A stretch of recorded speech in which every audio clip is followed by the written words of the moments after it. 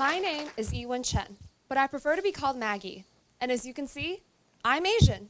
Yet I'm the prime example as to why the stereotype Asians are good at math is not true. I am pretty bad at math. I spent 6th grade abroad in small town Champaign-Urbana. There, I went to a public middle school, and since I passed the English proficiency test, I took the same classes as my fellow American friends. For my math class, I was put in what they called iMath, an intermediate level math class, quite possibly just because I was Asian. In my 3rd quarter of 6th grade, I received my first B in, you guessed it, iMath. As mentioned in the hit American sitcom, Fresh Off the Boat, a B- isn't Asian enough. So when my parents heard about my B in math, they yelled at me and told me to practice more. Although this anecdote of mine has more to do with just stereotypes, for the purpose of this TED Talk, it serves as an example that the stereotype Asians are good at math is in fact inaccurate. Asian stereotypes, however, don't just refer to being the perfect student and having impeccable grades. They range, with the most classic one being, all Asians look the same. As I mentioned before, I attended a public school in Champaign-Urbana, which, if you've heard of this city, you would know that it is quite literally in the middle of nowhere. Thus, I was the only full Taiwanese kid in an entire middle school of around 800 students. There was another girl, however, who was half Taiwanese and half American. And because of that, I've gotten questions like, hey, do you have a sister in 8th grade? Or, oh my God, are you and Lauren related? Countless of times. Well, here's the thing. Contrary to your belief, just because Lauren and I are both Taiwanese, it does not mean that we look alike. And moreover, it definitely doesn't suggest that we are related. Moving on. Another stereotype that exists is all Asians are interchangeable. Now, what does this mean? When I was a 6th grader in Champaign-Urbana, my friend and I were approached by a classmate after lunch. He proceeded to ask me what I thought was a quite insulting question. Do you eat dog meat? I shot him a confused and disgusted look. No, I don't. Do you? That didn't stop him from pestering me. I heard that all Chinese people eat dog meat. You're from China, right? I shook my head. No, I'm from Taiwan, and I certainly don't eat dog meat. What he said next was what flustered me the most. China, Taiwan, they're all the same, and they all eat dog meat. Excuse me? I could feel myself boil with rage, yet I stood there, silent. My friend, who originally stayed silent throughout this whole conversation, rushed to my defense. Leave her alone, she said. This is what I mean. Not only are people faced with ridiculous stereotypes such as Chinese people eat dog meat, but also China, Taiwan, South Korea, Japan, and many other East Asian countries are, at times, all grouped together. And in situations like these, we're all interchangeable, right? I, a Taiwanese, am just like any one of the 1.34 billion Chinese population, right? Wrong. Asia, or my specific case, East Asia, is made up of a myriad of cultures and ethnicities, all of them different and unique from one another. Instead of assuming these ethnicities these cultures as interchangeable, what we need to do is to respect and acknowledge them as they are. Finally, I'd like to bring up one final example of Asian stereotypes in place today. This one vastly different from everything I've mentioned before, which were my personal experiences. Show of hands, how many of you has ever seen or heard the recent hit Netflix show, 13 Reasons Why? Now, what I'm bringing up does not directly relate to the show itself, but rather one specific actor in the cast and crew. His name is Ross Butler. He's 6'4", Asian American, and a classic hunk. Due to copyright issues, I'm not able to put up a picture of him in my slides, so for those of you who are unfamiliar with the show or this actor, you just have to use your imagination. In 13 Reasons Why, Butler plays Zach Dempsey, a popular basketball player with a nice and sensitive but mysterious side. As I've described before, Butler is 6'4", athletic, and good-looking. Hence, it might occur to you naturally that he would be a good fit for this character. Yet, it wasn't always easy for Butler to land these roles. Being an Asian American, Butler's path in Hollywood was not exactly smooth sailing. He was stereotyped, since roles written for Asians usually required him to be the geeky computer nerd or the martial artist. He was neither. Sick of casting calls like these, Butler decided to stop auditioning for just the Asian roles. By doing so, he had stepped out of the ordinary and had begun to obtain roles such as Reggie Mantle, the playful jock on Riverdale, which is another famous TV show, and Zach Dempsey on 13 Reasons Why.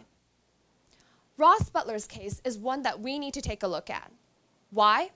Because it shows that Asian stereotypes aren't just an issue in small towns such as Champaign-Urbana, but it is just as prevalent in somewhere as glamorous as Hollywood.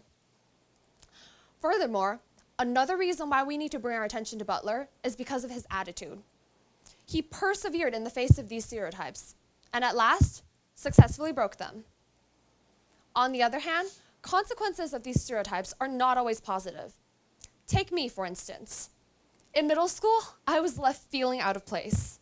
Not only did I feel like I couldn't keep up with the high expectations teachers and peers had for me, but I also struggled with the fact that I was unable to be like all of my American friends. I begged my parents not to make me sushi with healthy black rice for school lunch because I wanted to eat pizza like everybody else.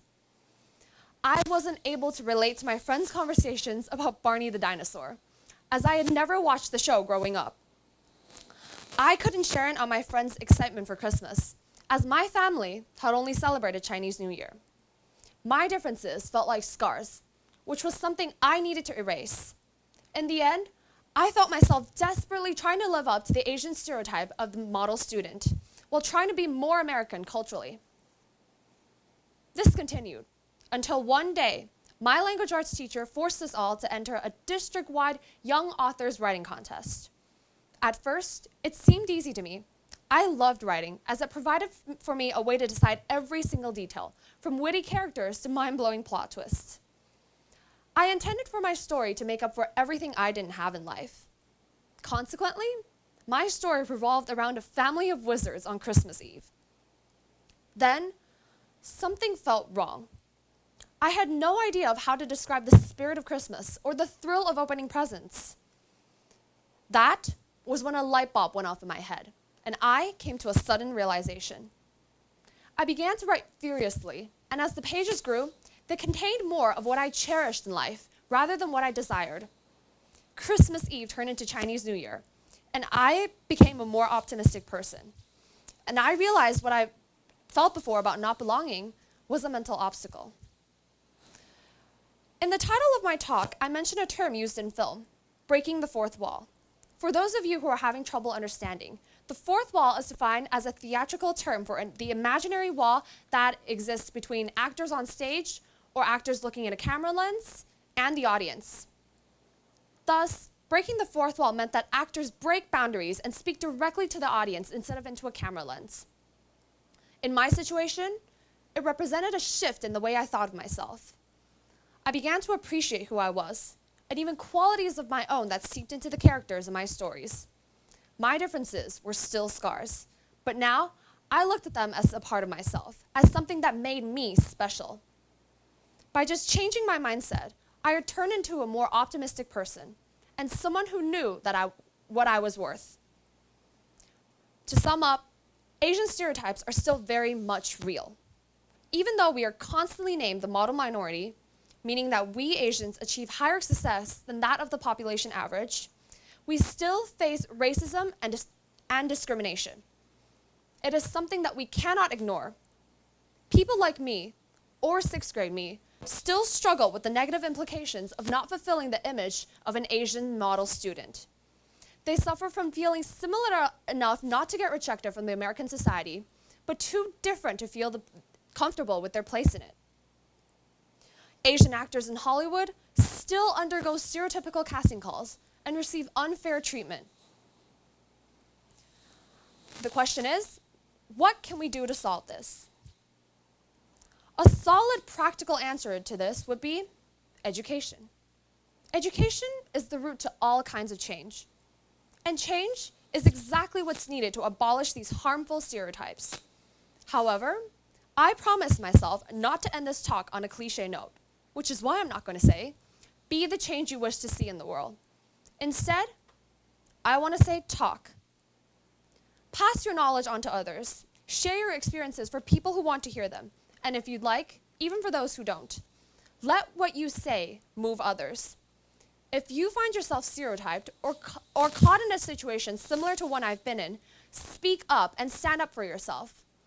Let others know that their actions can have detrimental effects. Let there be one less sixth grade me in the world. Meanwhile, in the face of hardship, be like Ross Butler. Persist and never give up. You were possibly just one tiny step away from your goal. But most importantly, if you ever feel like you don't belong, be proud of who you are. Embrace your unique qualities and be yourself. Because differences are what make up this world. And by appreciating yours, you can make a difference. Thank you.